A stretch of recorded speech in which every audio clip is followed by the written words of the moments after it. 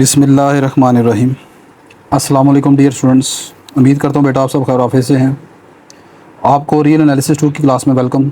हमारा टॉपिक चल रहा है जी फंक्शन ऑफ बाउंडेड वेरिएशन का। मैंने लास्ट लेक्चर में आपके साथ एक एग्जांपल शेयर की जिसमें आपको एक फ़ंक्शन एफ ऑफ एक्स दिया हुआ था x into cos pi by 2 x, जबकि इसमें ज़ीरो लेस दैन एक्स है और x less than equal to 1 है। ठीक है, मैं इसको ऑलरेडी एक मेथड से सॉल्व कर चुका हूँ।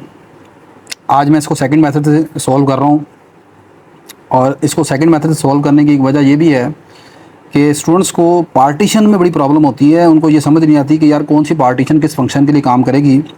तो मैं यहाँ पर आपको बताऊँगा कि भाई पहले भी मैं उस लेक्चर में बता चुका हूँ कि किस तरह की पार्टीशन होनी चाहिए, फंक्शन किस तरह का हो तो किस तरह की पार्टीशन लेते हैं। और ज़रूरी नहीं कि आप बस एक ही पार्टीशन को रटा लगा लें। ठीक है, आपको असल में मेथड सीखना है। देखिए, मैंने इसको पहले इस पार्टीशन से सोल्व किया है 0 1/n 2/n 3/n से। अब मैं इसको दोबारा एक अल्टरनेटिव पार्टीशन ले रहा हूँ और वो पार्टीशन ये है। मैंने क्या प्रूफ करना है कि ये मेरा फंक्शन ऑफ बाउंडेड वेरिएशन नहीं है। ठीक है, स्टार्ट करेंगे। लेट कर लेते हैं मेरे पास ये एक पार्टीशन P है और जिसको मैंने कैसे बनाया है, be the partition of the interval by dividing the interval कौन सा, क्लोज इंटरवल 0 to 1। हमें ये दिखाना है कि ये फंक्शन जो है बाउंडेड वेरिएशन नहीं है over the close interval 0 to 1। तो मैंने इस इंटरवल को 2n सब इंटरवल्स में डिवाइड कर लिया। ठीक है, अब किस तरह पॉइंट्स बनाए हैं, पिछली मरतबा जो पॉइंट्स मैंने बनाए थे वो थे इक्वल डिफरेंसेस के साथ, यानी हर दो पॉइंट्स के दरमियान डिफरेंस एक जैसा था। अब ज़रूरी नहीं कि हमेशा हर मरतबा इक्वल डिफरेंस ही लिया जाए। मैंने लिया 1/2n, अगली मरतबा 1 कम कर दिया, फिर 2 कम कर दिया, 2n-2, फिर 2n-3, 2n-4 अप टू सोन आखिरी नंबर बनेंगे 1/3 1/2 1। ठीक है, ये जो नंबर हैं आखिरी नंबर तो मेरे पास 1 ही आएगा। ये दरमियान वाले नंबर 1/3 1/2 ही होंगे। ये कैसे पता चलेगा भाई, आप पुट करके देख लें। फ़र्ज़ करें आप यहाँ पर n कुछ भी रख लेते हैं, जैसे चलें 3 रख लेते हैं, तो 3 रखेंगे तो टोटल 6 पॉइंट आएंगे। कैसे, पहले आएगा 1/6 n की जगह 3, फिर ये यहाँ पर 6 - 1 5, फिर 4, फिर 3 2 आ गया ना 3 2 पर। आप n की जगह 4 पुट करें, ये वाला नंबर आएगा 1/8, फिर 1/7 1/6 1/5 1/4 1/3 1/2। तो आखिरी पॉइंट यही आपके पास हमेशा आएंगे। ठीक है, अच्छा, अब ये वाली पार्टीशन यहाँ पर क्यों ली गई है। मैंने लास्ट लेक्चर में आपको बताया था कि आपने ये गौर करना होता है कि हमारा जो फंक्शन है ना उसका बिहेवियर किस तरह का है। आप चेक करें कि जब आपका फंक्शन x की जगह 0 पुट करें तो आंसर 0 आता है। ये यहाँ पर लिखा है x की जगह 0 पुट करो, यहाँ 0 आएगा। यहाँ पर पुट करोगे cos 0 1 होता है, 0 × 1 0 आ गया। अब आप एंड पॉइंट 1 पुट करके देख लें, x की जगह 1 पुट करेंगे तो 1 यहाँ पर 1 आ गया, cos यहाँ पर π/2 रह जाएगा, cos π/2 फिर 0 आ गया। तो इसका मतलब आपने पार्टीशन के पॉइंट्स कुछ इस तरह के लेने हैं कि जब उन पार्टीशन में n की जगह आप यहाँ पर पुट करें infinity, n approach to infinity लें, तो आपका जो ये पॉइंट्स हैं ये 0 की तरफ अप्रोच करने चाहिए। यानी ये जो पार्टीशन का पॉइंट्स है 0 की तरफ कन्वर्ट करने चाहिए। तो पार्टीशन आपके पास इस तरह की वर्किंग होनी चाहिए। ठीक है ना। अब ये मैंने आप और कर लेंगे, यहाँ पर n की जब इन्फिनिटी पुट करें, n अप्रोच टू इन्फिनिटी, ये 0 को अप्रोच करेगा, ये भी 0 को अप्रोच करेगा, ये भी 0 को अप्रोच करेगा। ठीक है, जितना n बड़ा होगा उतना ही आंसर 0 के करीब चले जाएगा। तो इसलिए यहाँ पर इस तरह की पार्टीशन वर्क करेगी। ठीक है कि नहीं। और यही काम मैंने यहाँ पर अप्लाई किया। आप यहाँ पर चेक कर लें, इस पार्टीशन में भी आप जगह पर n की जगह इन्फिनिटी पुट करेंगे, ये भी इन्फिनिटी 1/∞ 0, 2/∞ 0, 3/∞ 0 अप टू सोन, ये सारा का सारा 0 आ जाएगा। ठीक है कि नहीं। तो अब अगला काम क्या है, अगला काम वही है कि मैंने इसको प्रूफ करना है कि ये मेरे पास फंक्शन ऑफ बाउंडेड वेरिएशन नहीं है। तो फंक्शन ऑफ बाउंडेड वेरिएशन ना दिखाने के लिए क्या करना पड़ता है, next we calculate the sum of variation over the partition P। अब मैं सम ऑफ वेरिएशन को कैलकुलेट करूँगा। यहाँ पर ये मेरे पास सम ऑफ वेरिएशन है, k = 1 से 2n। 2n क्यों लिया है, क्योंकि मैंने इसे 2n सब इंटरवल में क्लोज इंटरवल को डिवाइड किया था। f of x k - f of x 1 k - 1। अब यहाँ पर समीशन आपने ओपन कर दिया, k की जगह 1 पुट करें, k की जगह यहाँ 1 पुट करेंगे 0 आ जाएगा, ये x2 x1 आ जाएगा। ये मैंने समीशन ओपन कर दिया, लास्ट पॉइंट 2n फिर 2n - 1। नहीं जी, अब यहाँ पर ना एक इंपॉर्टेंट चीज़ जो मैंने आपको बतानी है वो ये है, गौर करें। अभी तक मैंने जितने भी आपको क्वेश्चन करवाए हैं उनमें मैं मेथड इस्तेमाल करता हूँ इस तरह। ये मेरा पहला पॉइंट x0 है, फिर ये x1 था, फिर x2 था, फिर x3 था, आखिरी पॉइंट x2n था। ये कोई ज़रूरी नहीं है कि आप हमेशा x0 इसको लेके चलें, आप उल्टा भी इधर से भी कर सकते हैं। ये मैं x2 नोट रख लेता हूँ, ये x1 रख लेता हूँ, ये x2 रख लेता हूँ। ठीक है, अच्छा, अगर मैं इसी को x0 x1 x2 x3 रख के चलूँगा तो फिर क्या होगा वो मैं एंड में अभी आपको बताता हूँ, उससे भी आंसर सेम आएगा। लेकिन यहाँ पर इधर से स्टार्ट करने की क्या वजह है, ज़रा आसान हो जाएगा, क्योंकि देखो आप ये नंबर 2n है, n की शक्ल में है, ये भी n की शक्ल में है। जो नंबर n की फॉर्म में है उनको डील करना थोड़ा मुश्किल है, और जो नंबर एज कॉन्स्टेंट है आपके पास बिल्कुल ऐसे नज़र आ रहे हैं 1 1/2 1/3 1/4, उनको अगर आप जानते हैं टैकल करना ज़्यादा आसान होता है। तो मैं इस मरतबा पॉइंट इधर से लेके चल रहा हूँ। तो ये मेरे पास आ गया x0 = 1, अगला पॉइंट आ गया x1 = 1/2, x2 = 1/3, आखिरी point x2n - 1, second last sorry, और लास्ट पॉइंट आ गया x2n = 0। समझ आ गई कि नहीं। अब इन पॉइंट्स को मैंने अपने यहाँ पर पुट कर दिया फंक्शंस में। x1 की जगह क्या पुट करना है 1/2, ये मैंने 1/2 आ गया। x1 की जगह क्या, x0 की जगह क्या पुट करना है 1, तो ये 1 आ गया। फिर आगे बस पॉइंट पुट करता गया, x2 की जगह 1/3 आ गया। यहाँ पर है x1 की जगह 1/2, ये पॉइंट पुट कर दिया। ये पॉइंट पुट करने के बाद ये सारी की सारी चीज़ आ गई। यहाँ पर ये f(0) कैसे बना, ये x2n लिखा हुआ, और x2n मेरे पास लास्ट पॉइंट है फ्रॉम लेफ़्ट साइड से, मतलब ये है, ये पार्टीशन के साइड से ये लास्ट पॉइंट है x2n। ठीक है, इन पॉइंट्स को पुट करने के बाद मुझे सबसे पहले चाहिए वैल्यू f(1/2) की। तो f(1/2) की वैल्यू कैसे निकलेगी, मेरा फंक्शन क्या है, फंक्शन ये है मेरा f(x) = x cos π/2x। तो मुझे वैल्यू किसकी चाहिए, f(1/2) की। कैसे वैल्यू निकलेगी, 1/2 cos π/2 इंटू x है ना, तो x की जगह क्या पुट किया 1/2 ये आ गया 1/2 cos π/4। ठीक है, ये मैंने क्या किया है अपने इस फंक्शन में, यहाँ पर x की जगह 1/2 पुट कर दिया ये 1/2 पुट कर दिया। आगे है f(1) पर जवाब 0 है। कैसे 0 है, ये भी मैं आपको पहले बताया। आप x की जगह 1 पुट करें, यहाँ पर भी 1 पुट करें, cos π/2 0 होता है, 0 × 1 0। तो f(1) पर जवाब 0 आगे है f(1/3) 1/3 पुट करेंगे तो आंसर आएगा 1/3 cos π/6। 1/2 पर जवाब कितना ये निकाला है 1/2 cos π/4। आगे 1/4 पुट करेंगे, आंसर आएगा 1/4 cos π/8। 1/3 पर आंसर आएगा 1/3 cos π/6। अब तो सुन f(0) पर जवाब 0 है। f(1/2n) 1/2n पर जवाब कितना आएगा,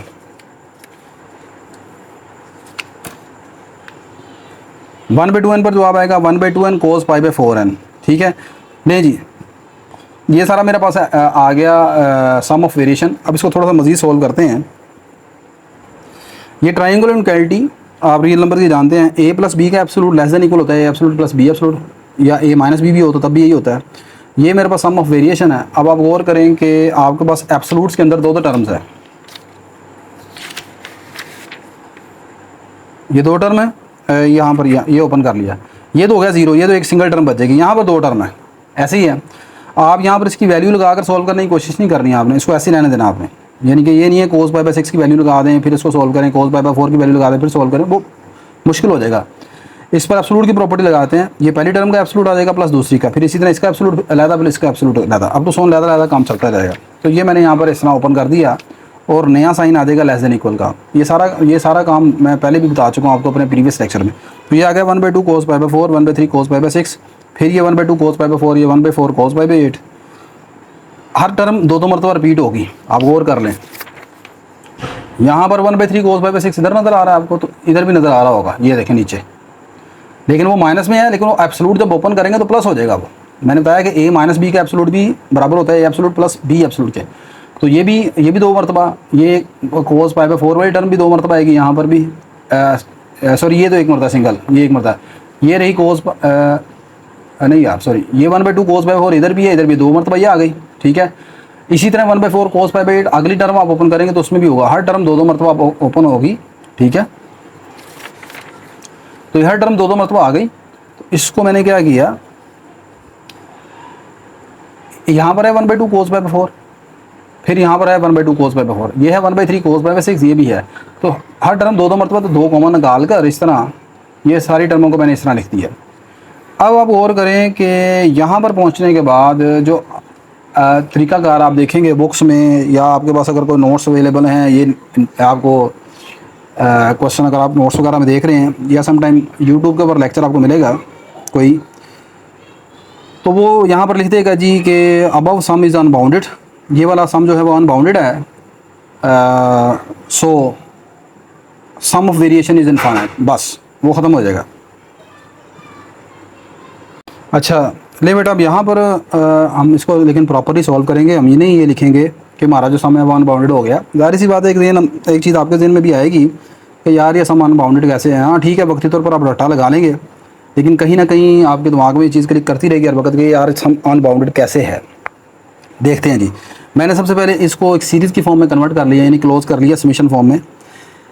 कैसे किया है आप गौर करें कि यहाँ पर ना ये वाली टर्म ये 2 है, ये 3 है, ये 4 है, मतलब ये वाले नंबर चेंज होते जा रहे हैं, ऐसे ही है। दूसरी बात, यहाँ पर नंबर 4 है 2 का डबल, ये 3 है तो ये 6 है, ये 4 है तो 8 है जो पाई के नीचे है। यहाँ पर 2 है ना तो ये 4 है ना हो गया। सही होगी बात ये। नहीं जी, मैं अपना समीशन स्टार्ट करने लगा हूँ यहाँ से। आप चाहें तो इस समीशन को r = अगर 2 से स्टार्ट करते हैं तो फिर तो ये यहाँ पर लिखेंगे 1/r।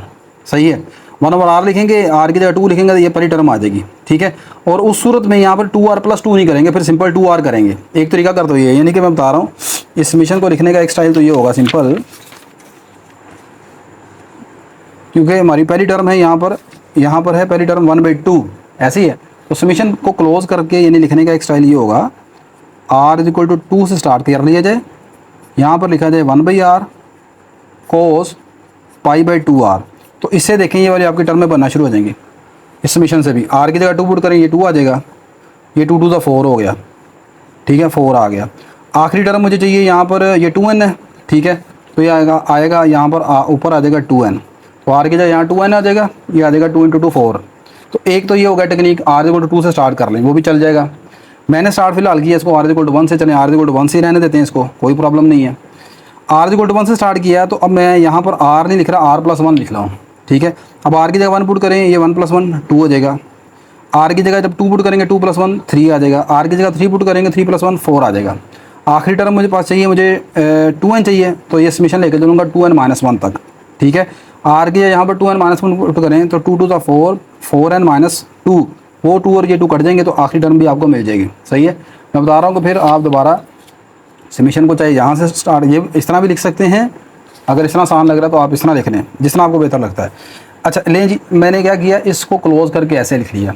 इसका मतलब मेरा सारा सम ऑफ वेरिएशन जो आ गया वो इससे <= ये सारी चीज़ आ गई। ठीक है, अब मैंने चेक कर रहे हैं कि क्या ये जो मेरी सारी सीरीज़ है ये कन्वर्ज करती है, डाइवर्ज करती है। अगर ये डाइवर्ज करेगी तो फिर ये सारा मेरा सम ऑफ वेरिएशन डाइवर्ज कर जाएगा। मैंने लिखा as cosine function is oscillate between -1 and +1। Oscillate का मतलब क्या होता है, मैंने लास्ट लेक्चर में बताया आपको। कोसाइन फंक्शन ऑस्किलेट का मतलब होता है कि कोस के आंसर -1 और +1 के दरमियान होते हैं। आप जानते हैं ना कोस थीटा का जो एब्सोल्यूट होता है, ये मैं यहाँ पर बताया है, कोस थीटा का एब्सोल्यूट <= 1 होता है, ऐसे ही है ना। तो अब इसका मतलब ये है कि मेरे पास ये लिखा हुआ है cos π/2r + 2, ये एंगल है मेरे पास। कहाँ पर लिखा हुआ है ये चीज़ सारी, ये मेरे पास देखिए यहाँ पर, ये देखें जो मैंने सम बनाया है ये रहा। तो इसका एब्सोल्यूट आ जाएगा <= 1। इसके साथ मैंने दोनों तरफ 1/r + 1 से मल्टीप्लाई कर दिया। वो क्यों मल्टीप्लाई किया है, ये मैं ये बना रहा हूँ, ये सारी चीज़ जो समीशन के अंदर है 1/r + 1, दोनों तरफ 1/r + 1 से मल्टीप्लाई किया, इधर भी और इधर भी, ऐसे ही है। अब दोनों तरफ समीशन ले लिया, इसका मतलब ये सारी सीरीज़ मेरी इससे छोटी आ गई, <= दिस। ठीक है, अच्छा मज़ीद आगे, अब मुझे एक बात बताएं कि आगे मैंने लिखा कि ये सारी चीज़ जो है ये वाली 1/r + 1 ये इससे छोटा है, ये छोटा होगा या बड़ा होगा, जाहिर सी बात छोटा ही होगा ना। देखो आप जब 1 को r + 1 पर डिवाइड करेंगे तब आंसर बड़ा आएगा, या 1 को r पर जब डिवाइड करेंगे वो तब आंसर बड़ा आएगा। जाहिर सी बात है r + 1 पर आंसर छोटा होगा, r पर आंसर बड़ा होगा। नहीं समझे, पहले मैं आपको इस तरह समझाता हूँ। मुझे बताएं कि r बड़ा है या r + 1 बड़ा है। आप कहेंगे जाहिर सी बात है जी r छोटा है, r + 1 बड़ा होता है हमेशा। ठीक है, अच्छा मैं दोनों तरफ अगर रेसिप्रोकल ले लूँ तो आप जानते हैं जो रेसिप्रोकल लेने से जो छोटी चीज़ होगी वो बड़ी हो जाएगी, बड़ी चीज़ छोटी हो जाएगी। तो बड़ी चीज़ छोटी होगी, r + 1 छोटा हो गया और r बड़ा हो गया, ऐसे ही है ना। तो फिर ये सारी चीज़ जो होगी, ये वाली सारी चीज़ इससे छोटी हो जाएगी। तो इसका मतलब ये मेरे पास जो सम ऑफ वेरिएशन है, जो सम ऑफ वेरिएशन था वो कहाँ से स्टार्ट हुआ था, सम ऑफ वेरिएशन था छोटा इससे 2 टाइम ये सारी चीज़ आगे, ये वाली सारी साइड इससे छोटी आ गई। ठीक होगी बात, और मज़ीद जो है सारी चीज़ है, ये वाली सारी चीज़ जो है वो इससे छोटी हो गई। ठीक होगी बात ये।